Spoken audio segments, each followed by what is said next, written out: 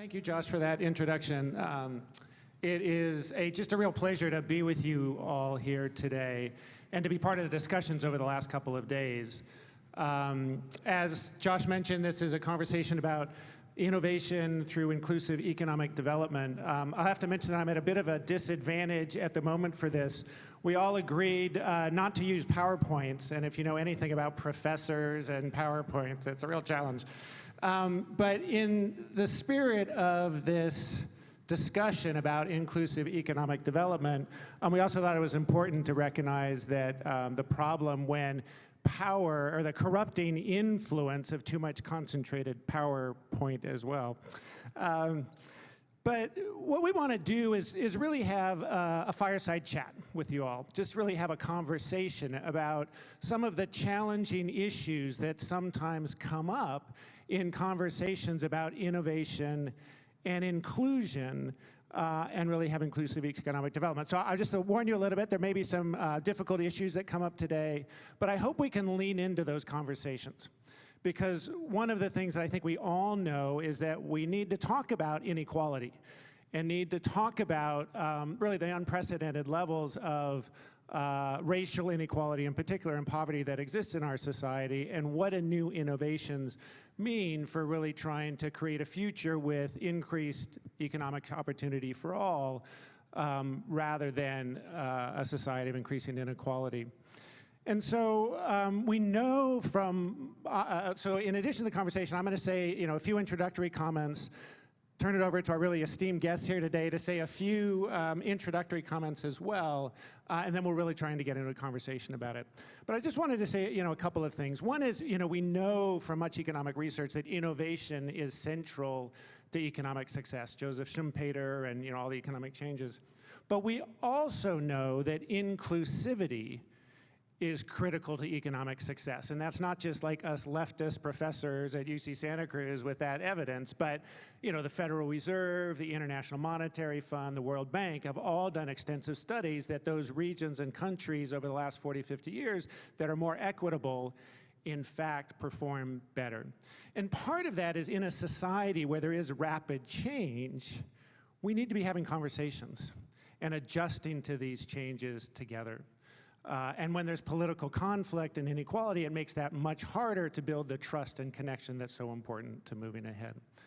And so I was also really appreciative of the comments yesterday by Dean Donovan from Diamond Stream Partners about the importance of thinking about mobility and these new technologies for moving people and goods as being central for all of society, right? Our whole economy is really structured around the movement of people of goods. And so we need to be thinking about that inclusivity, not just in the context, as important as it is, of employment in new industries that are emerging, but also in terms of what are these new technologies doing to change our structures of opportunity in society as a whole. And I think we had a really cautionary example of that Raja Sengupta mentioned yesterday. I don't know if Raja is still here, but in an otherwise really impressive and enlightening conversation that talked about vertiports and others, he gave the example of the revolutionary technologies of our automobile and the building out of the interstate highway system that in many ways created the American dream, the opportunity to move to the suburbs, get a house, start a family. But of course, the flip side of that is that that American dream for some was all too often an American nightmare for African-American communities and low-income communities whose vibrant neighborhoods were paved over to build the new freeways in, which then accelerated white flight and underinvestment in our central cities as it led to changing land use patterns and economic patterns. And so I think we need to think about, I want to just mention two things. Innovation in a context to recognize that some innovations can benefit some and hurt others. And we need to be aware of that. And we have a whole history of technological change in agriculture displacing some people even as it creates other job opportunities. So innovation is not always good for all. But the second thing is to recognize that we often think of innovation only in the technological realm. And yet we also need to think about innovation in an organizational realm, and in terms of how we organize our economy, and in terms of how we organize conversations with each other. Because especially with the growth of vertiports and trying to integrate aviation and ground transportation with this new middle terrain, the complexities of all the regulatory and political and economic dynamics that are part of that are going to require all sorts of new innovations organizationally. So it's an amazing time to be having this conversation now. Josh mentioned the new public funding that's coming down through the Community Economic Resilience Fund here in California, as well as some of the federal funds that he talked about. And a great time to have these uncomfortable, perhaps at times, conversations about how do we create that pathway to a future of expanded opportunity and not a dystopian future of private taxis for the wealthy and flyover neighborhoods of poor communities of color, which is, I think, a very real choice that we have to be making now. And there's no one I'd rather have these conversations with than the three people who are here with me today. And I'm going to start with Tahra Goraya, who many of you know as the CEO of the Monterey Bay Economic Partnership, which has just been a critical organization ever since its founding in helping to build these conversations about economic development in the region. And Tahra has been a particularly important voice since coming in now less than a year ago, almost a year, around linking these questions of inclusivity and economic well-being. So Tahra, over to you. Absolutely, thank you. We're live. Good morning, everybody. Great to see you all, and thanks for being part of this conversation. So just briefly, Monterey Bay Economic Partnership, we're, I would say, roughly 8 years old, a member-driven organization created for the Tri-County region of Monterey, Santa Cruz, and San Benito counties. I don't know if Marianne is still in the audience here. She was here yesterday, but there she is all the way in the back. The brainchild from the Monterey Bay Economic Partnership. So I want to give her a shout out to her, one of our founders.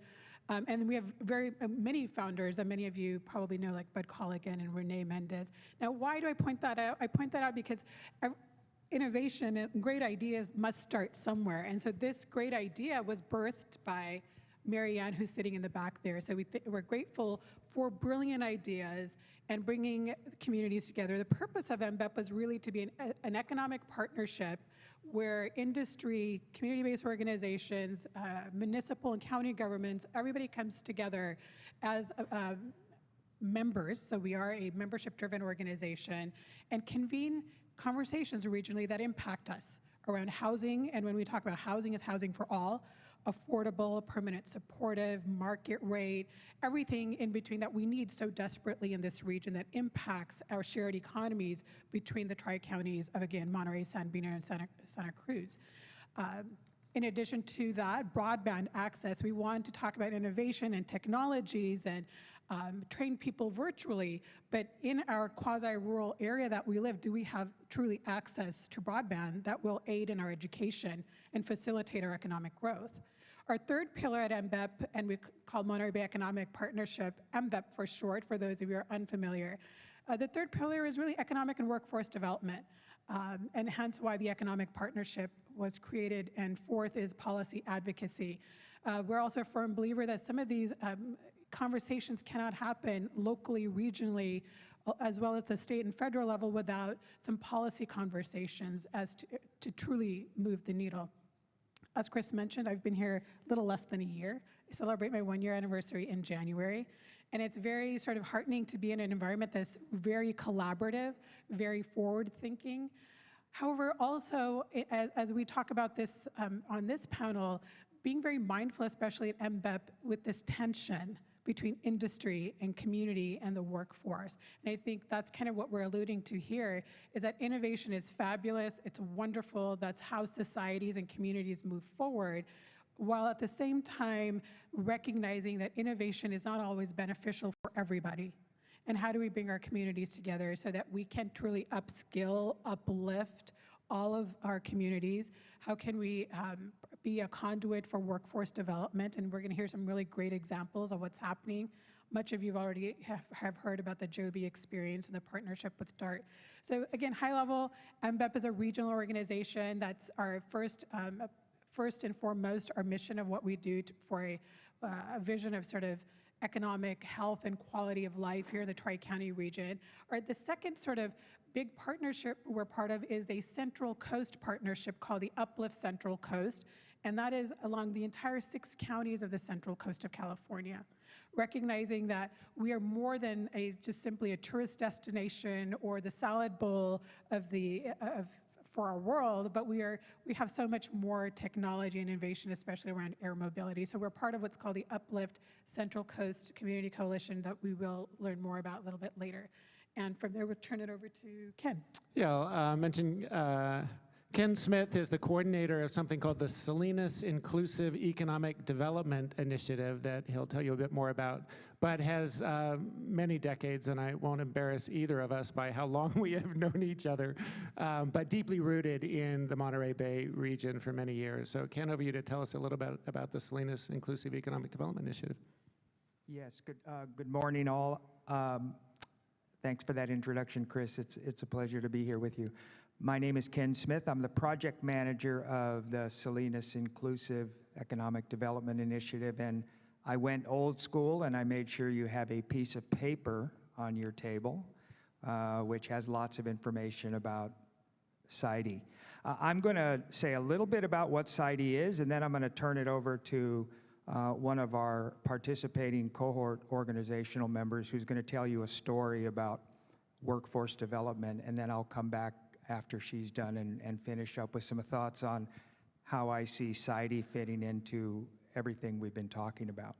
So SIEDI represents a multi-year investment in inclusive economic development by the James Irvine Foundation and the Community Foundation for Monterey County. And I want to take a minute to lift up the James Irvine Foundation. We're going to hear from the chairperson later this morning. But it's not just the money that the James Irvine Foundation has brought into this area, which is substantial. What we're seeing all around us are the linkages that have been enabled as a result of that, the relationships that have been built. Everything I'm going to talk about today almost has to do with the fostering of those relationships. So thank you to the Irvine Foundation. The SIEDI strategy is to invest in 9 community-based organizations with deep roots and connections to the Salinas Valley community. Those organizations have decided that they want to develop their expertise, their leadership, and ability so that they can participate in the economic development decisions made in the Salinas Valley.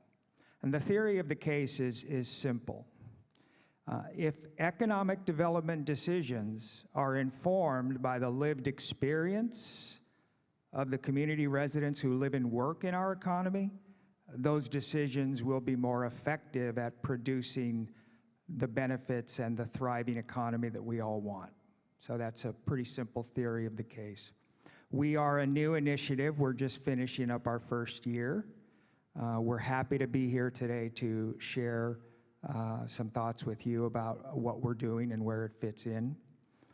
There are some early indicators that the work we're doing is needed, important, and can make a difference. And at this point, I'd like to ask one of the SIEDI cohort participants to tell her story. I'm going to introduce Maria Elena Manzo, who's the director of Mujeres in Accione. I'll let her talk about that organization and then share her story about what they've done recently with workforce development. Maria Elena? Hi everyone.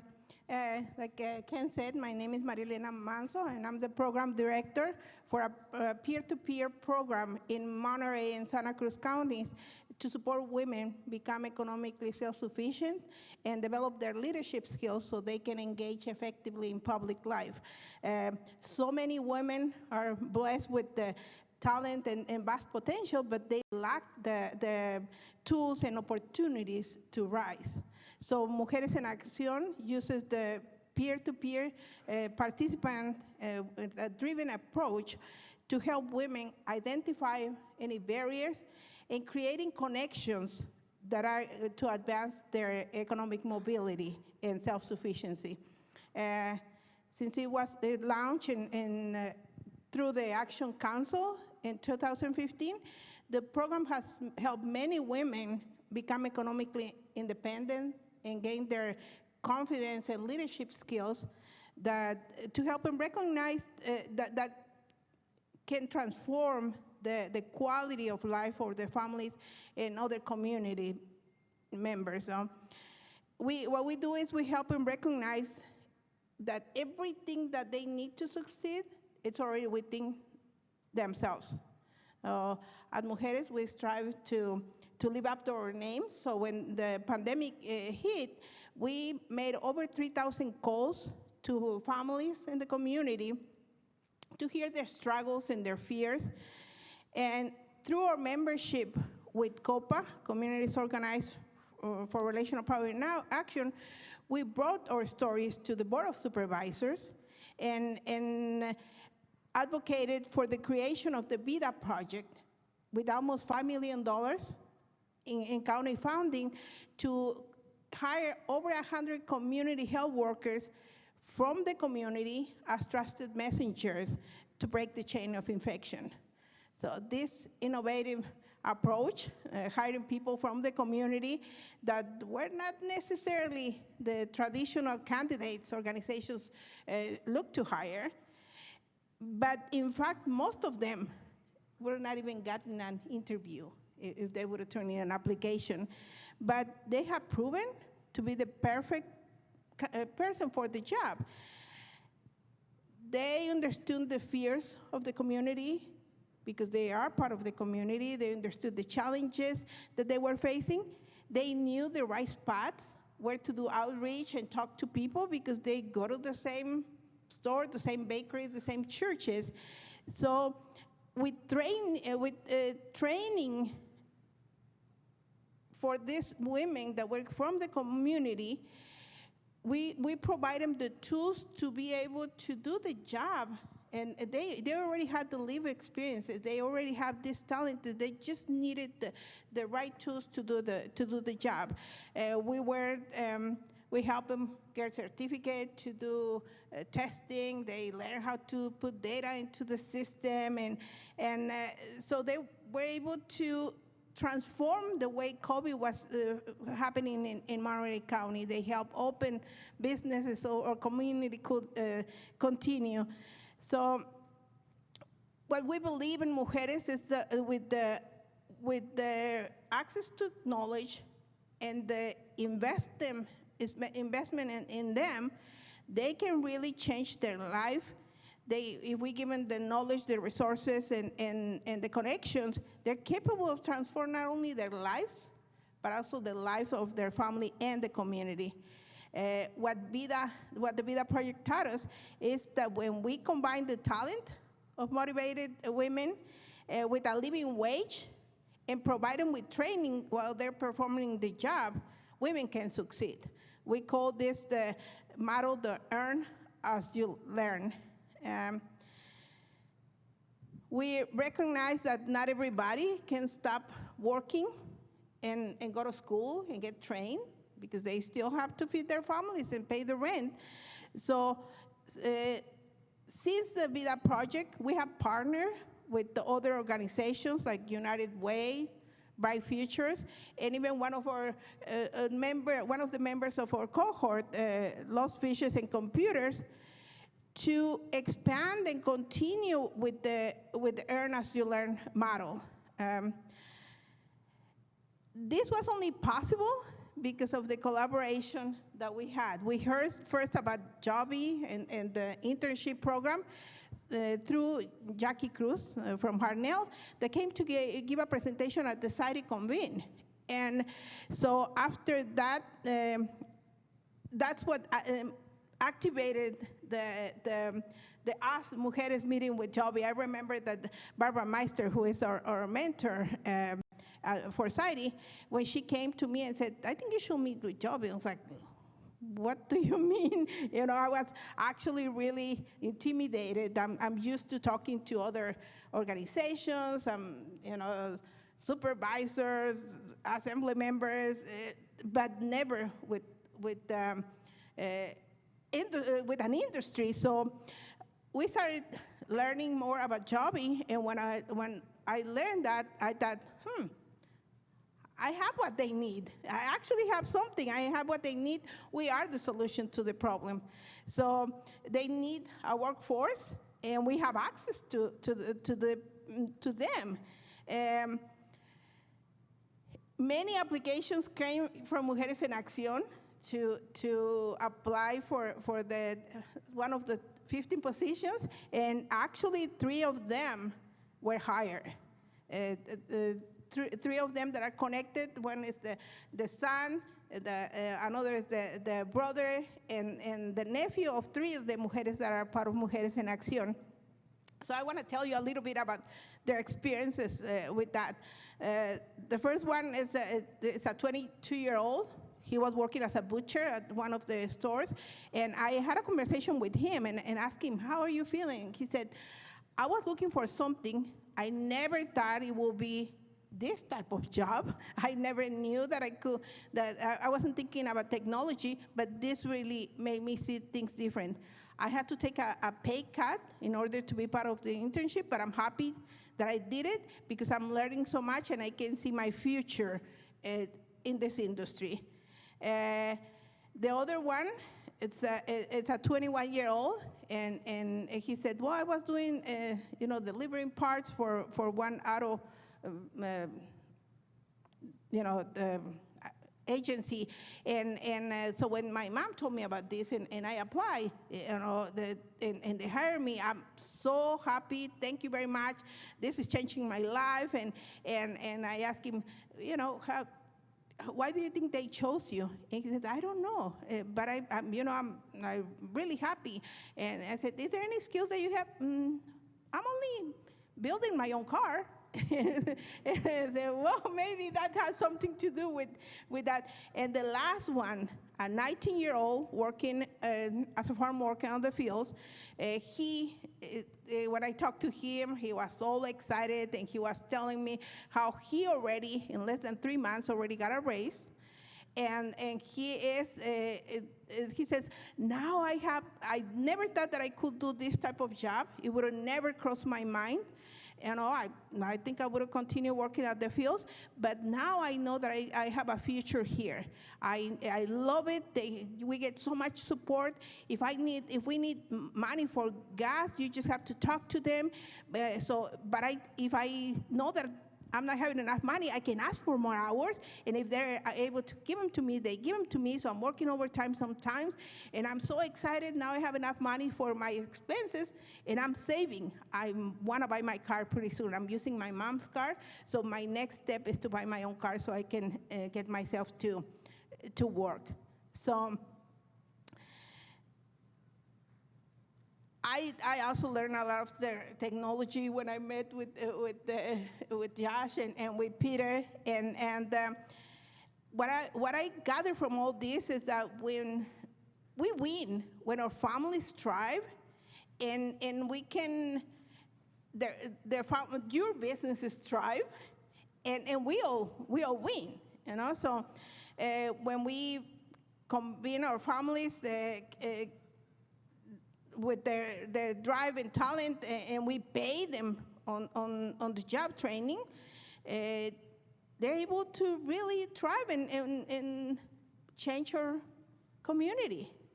I guess what we learned from the community health workers and the VIDA project is that through our work with Joby and the apprentices program is that the important role that we play in the workforce. We believe that there are many other organizations like ours that can play an important role in helping make sure that our community are part of the innovation community, and we look forward to working with all of you in the future.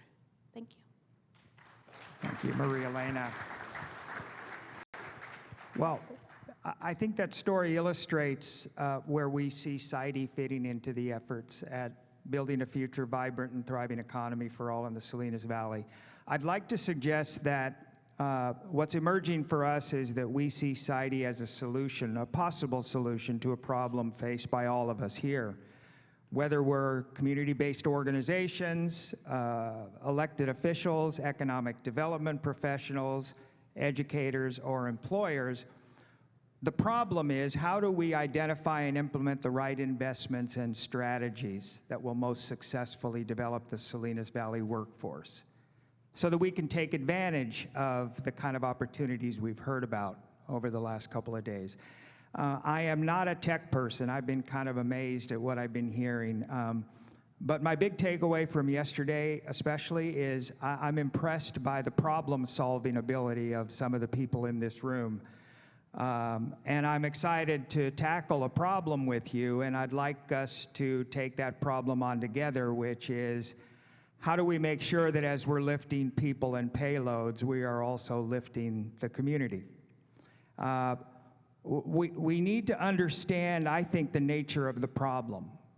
In the course of doing this project manager, I've talked to lots of people about the economic development system. I look forward to continuing to talk with more people. I have not talked with anybody who's very satisfied. Now, there's lots of explanations as to why economic development efforts might not have been as successful as they could be. Some are political, some are economic, some are cultural. I don't believe there's one simple explanation, but I do believe there is a truth that we can't avoid. Economic development that is done for and to communities will not be as successful as economic development that is done with communities. And we believe,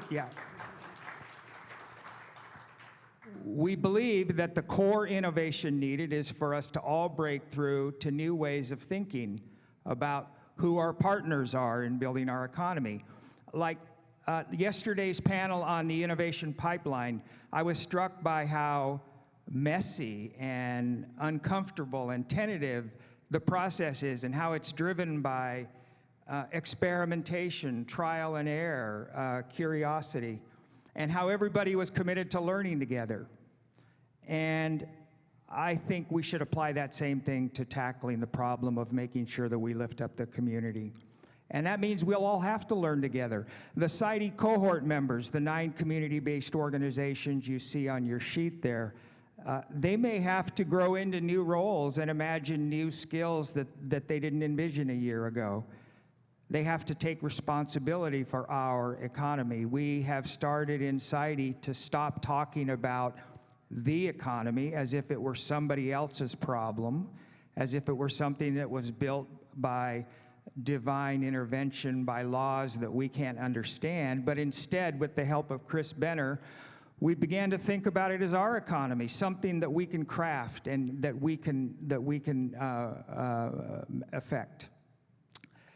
For some of you in this room, you may have to suspend some beliefs you have or conventional wisdom you have about the Salinas Valley workforce and what it's capable of. Or, I'll be frank, some of you may look at the organizations on the SIEDI list and you may have some notions of who they are and what they represent, and you may go, oh no, we're gonna have to talk about housing affordability. Oh no, we're gonna have to talk about racism. Oh no, we're gonna have to talk about fair treatment of folks. And what I would suggest that is, if our common goal is community acceptance or more community enthusiasm, then we'll have to make sure that those conversations are taking place. And those conversations require partnerships that don't really exist today. So at SIEDI, we are excited about perhaps offering an opportunity for those partnerships to emerge. We are anxious to be a part of the big innovation, which is partnerships that can include the voices of the community in the economic development process. There are hints of that all around us. Our mere presence here today, and I want to thank Josh and Dart for that, our mere presence here today indicates the openness and willingness that I'm so optimistic about. The last thing I want to say is our belief is that inclusive economic development is not charity. It's good business. It's good for everybody. we want to offer you the opportunity to do good business and to do good with your business at the same time by partnering with us, and we're anxious to do that. I cannot get out of my head the words that Jacob Martinez of Digital Nest left us with yesterday. If you were here, you heard him say, the tech industry has failed women, people of color, people with disabilities, and many other communities. Let's make sure that drone and advanced air mobility does not leave those folks behind, and we're anxious to join you in making sure that happens. Thank you.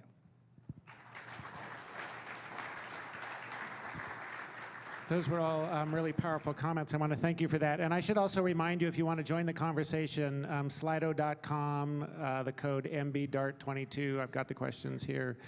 Tahra, I want to come back to you because you mentioned SURF, the Community Economic Resilience Fund, and that's a state funding source that is striving to do something different, very explicitly not business as usual, and it's a $5 million planning grant. We almost never get those kind of resources to really plan together. And so I wonder if you could talk a bit more about what your hopes are for that initiative over the next couple of years, especially, of course, as it relates to advanced air mobility and drone and the opportunities for that in our region. Absolutely. Thank you. So Community Economic Resilience Fund, just to give a brief sort of history, started roughly the conversations around, I believe, 2019. There was a legislator, Assemblyman Rudy Salas, and partnered with the Governor Newsom and others about looking at economic development through the lens of regions, recognizing that we have shared economies and shared economic hubs depending on where we are throughout the state of California. Right?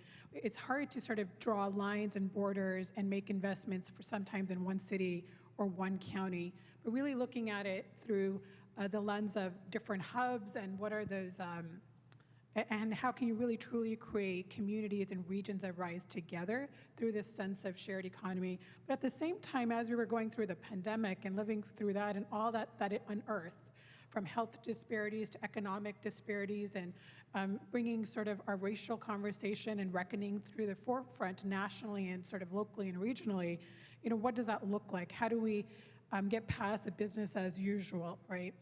So, there was some legislation that passed and signed into law roughly a year ago, if I'm not mistaken. And those in the audience who know more, especially our state folks in GoBiz, can correct me. It was roughly about a year ago. Next thing you know, the state carved the entire state of California into 13 regional hubs. Now, what I can't share with you is I don't know the rhyme or reason of how some of these regions got carved, but there are 13 regions in the state. We are part of one region that is part of the Central Coast. So from Santa Cruz all the way to Ventura, there are 6 counties, and our region was lumped into that. And it's 6 counties. There are some regions that are just singularly one county based on their the population size and their economies. So having said that we're part of a 6-county region, fast forward, an RFP went through. We were part of Monterey Bay Economic Partnership is a lead convener for the Tri-County region up here. So we represent the 3 counties, Monterey, Santa Cruz, and San Benito. Reach represents San Luis Obispo, part of Santa Barbara. And Ventura EDC, our partner down south, represents all of Ventura County and part of Santa Barbara County. Together, the 3 of us came together to put forward this application. Now, we had played in the sandbox before. We are members of the California Stewardship Network, like organizations that are constantly talking about economic development and what that means and the intersection of housing and water and climate and broadband and all that goes into economic development and lessons learned. So we convene monthly. And so we sort of naturally had started to align, and the year prior had applied for the Build Back Better grant around specifically aviation and air mobility. And Josh Metz and his group at DART were instrumental in helping craft that application. Well, it wasn't successfully funded at the federal level, but we recognize as the 6 counties, as all 3 of our organizations and community partners, that we have unique assets in the air mobility space. So that was woven into the SURF application as one of the key issue areas that we want to focus to make sure industry is part of, in addition to ag, while centered always around what it means to be inclusive. What is it? What's the definition of diversity? How do we also talk about race without making folks, recognizing that it will be uncomfortable for all of us, no matter what community we come from, what industry we represent, as well as the policymakers. And all three of our organizations said, we think we can do this. It's not going to be easy. No good work is always easy, in my opinion. In my lifetime, that's been one experience I've had, but it's always very fruitful. Fast forward, the application was successfully awarded. We're now in the midst of waiting for the contract I don't know if you call it contract negotiations, but we're in the midst of contracting and hope that in the early start of the year we can go live. It is a $5 million investment across 6 counties. Well, frankly, I don't think that's enough money across 6 counties. We have similar needs. In some respects, all 6 of our counties on the Central Coast are similar in our especially tourism makeup and how we market ourselves to the rest of the world. On the flip side, we're also a little bit different. Santa Cruz is vastly different from Ventura or San Luis Obispo or San Benito, being a little bit more inland and sort of the ag makeup. But again, recognizing we still have a lot in common and there's shared economies. So part of that is learning to build out large tables that are inclusive of industry, of labor, of our communities, indigenous, Black, brown, Asian. We have historical there's a deep-rooted sort of racism and history of who we are, even as a Central Coast, that we don't always sort of talk about. And it's important to talk about and recognize and make part of our trainings, our offerings of, when we're approaching our various workforce. And then, we have a live example right here in our region. We keep talking about Joby and how we were able to sort of start creating this apprenticeship program. I think this is just the tip of what is the potentially possible. And so the plan for SURF is to come together and create sort of a governance structure by which we look at various opportunities and begin to have those conversations, include folks at the county and the community level. And it will also dovetail nicely into the SIEDI initiative, which is Salinas focused, and MBEP also oversees what's called a Regions Rise Together as a program manager, funded also and seeded by James Irvine Foundation back in 2020. And it's, again, this sort of concept of how do you bring regions together and up.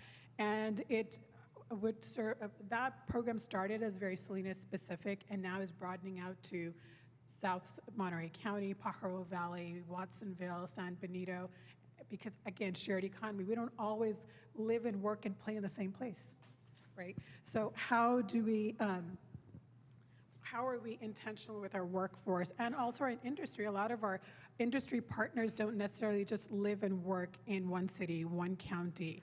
Their geographic footprint and reach is much wider. So to answer your point about air mobility, it is one of the issue areas that has been identified as an area that we would want to work and make sure is included within the SURF.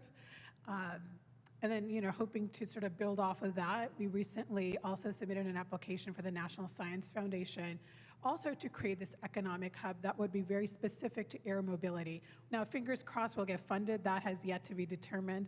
But it's the state, the federal government, as well as our regional philanthropic partners. Irvine is just one example of many philanthropic partners and industry leaders also recognizing that for true economic development to occur, for us to have a successful economy, it means sharing and building up, including our community. There's not a single RFP out there right now or a NOFA that does not require, request, or ask you, what is your inclusive sort of plan? What is your DEI, like diversity, equity, inclusion, and accessibility plan? You cannot be successful without having that conversation, and not just a conversation for the sake of a conversation or cut and pasting Wikipedia definitions of what a DEIA is, but truly demonstrating what is it that on the ground, like how are you really working with, Mujeres and Accione or Digital Nest, or are your university partners or community colleges that have fabulous ag tech programs or aviation programs.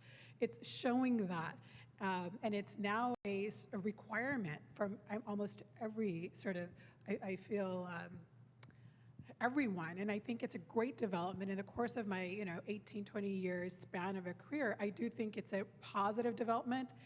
I also recognize, as someone who represents an economic partnership where we straddle both worlds, right? We're in the community, but we also work with industry and business leaders very closely. There's true tension in what that means. Can we really be successful and have true economic development and make money? We are a capitalist society, right? Can we still do all of that and serve community? And do we have to have the conversation around race and equity? I completely understand and get that and where our history comes from. But I think when we reckon it and really face it, we will be successful. And not to sound very optimistic or Pollyanna-esque, but I've seen it happen and we're seeing it unfold. This example of Joby apprenticeship was just a conversation when I started back in January. It was just a conversation, a dream. Sort of like, imagine if, ... Well, we're seeing it. We're actually seeing graduates, folks who are getting certificated, and a potential pathways and pipeline for more workforce development. And if that can happen, imagine other industries that we can feed into. That's great. Thank you for that.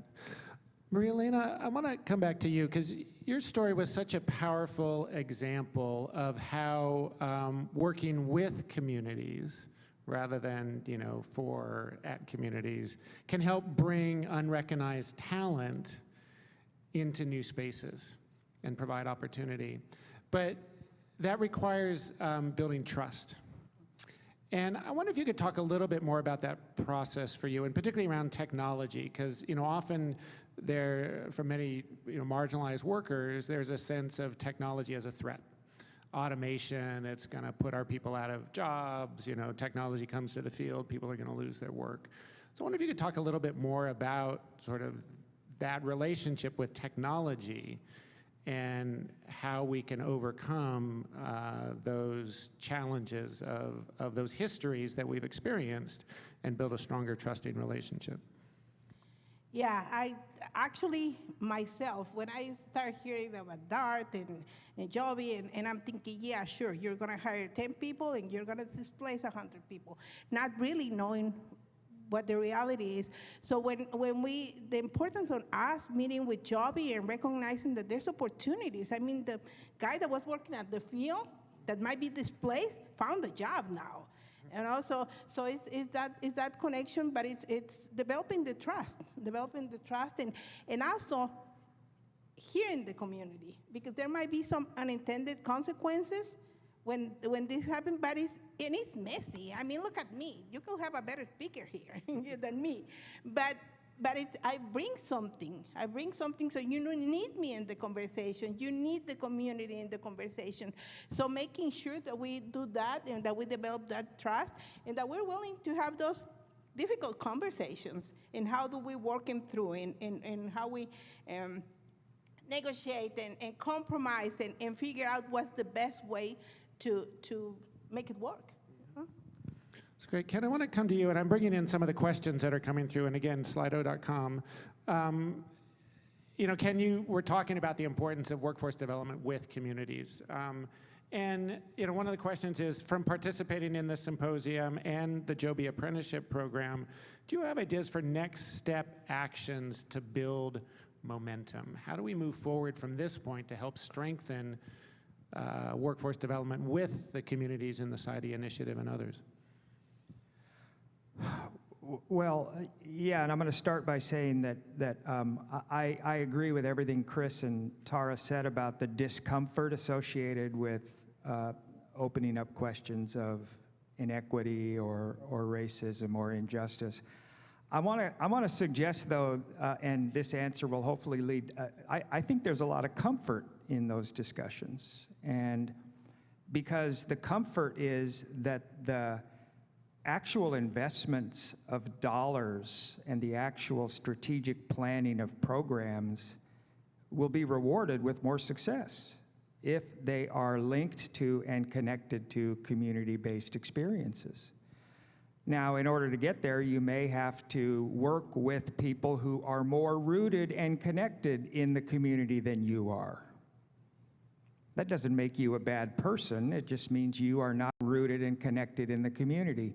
So the comfort lies in knowing that your investments are going to flow through a pipeline that's actually not going to run out onto the ground somewhere, but it's actually going to lead to the field you want to irrigate, right? That's a metaphor. Hopefully it's not too tortured. At any rate, I think somebody is actually lift up Brian Coleman, who's doing a lot of heavy lifting on surf in the region. He said to me, we want to know what you're discovering about the barriers are to employment. And I was very honest with him. I said, I'm not sure we really know ourselves. There's a lot of data, there's a lot of view from the 30,000 foot level. But when we think about next steps, I think we need to engage the workforce in a real on-the-ground, detailed way, using all manner of tools we have, support from academic researchers, work with community organizations who know how to do convenings, house meetings, individual conversations, campaigns, surveys, working with elected officials through public planning processes. Dennis Donahue told us the workers want to know. Well, I want to flip that around. I want to know what they're thinking. I want to know how they're experiencing this economy. And so I think the next steps are partnering on real listening to the community about what they think workforce development means to them. And there's only so much you can understand at the 30,000 foot level. And that's important, by the way, the data, the expertise at the 30,000 foot level is hugely important. It frames a lot of the thinking and planning we need to do. It needs to be married with the on-the-ground things. And the next steps I think are necessary are that SIEDI's trying to figure out are those. You know, one of the challenges of these conversations, and as you say, a real opportunity too, is at the same time that we're talking about these incredible new technologies that Joby and others are developing, we also have to recognize that there are some really basic things that many people in our communities don't have. And there's a question here about broadband, just access to basic information that is intermittent and not available in many parts of our community. And then, of course, housing is a really huge problem.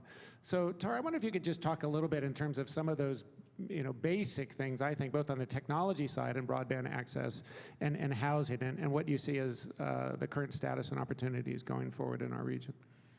Absolutely. So our two biggest initiatives currently, they all are equally important, but our largest initiative within MBEP is certainly housing, because you cannot have sound economic development, recruit the right business, the right workers without housing. And I'm talking about housing all across the board. We just don't have enough inventory. This is not just a problem of the Monterey Bay region. I understand it's a national crisis, but it's very intense here.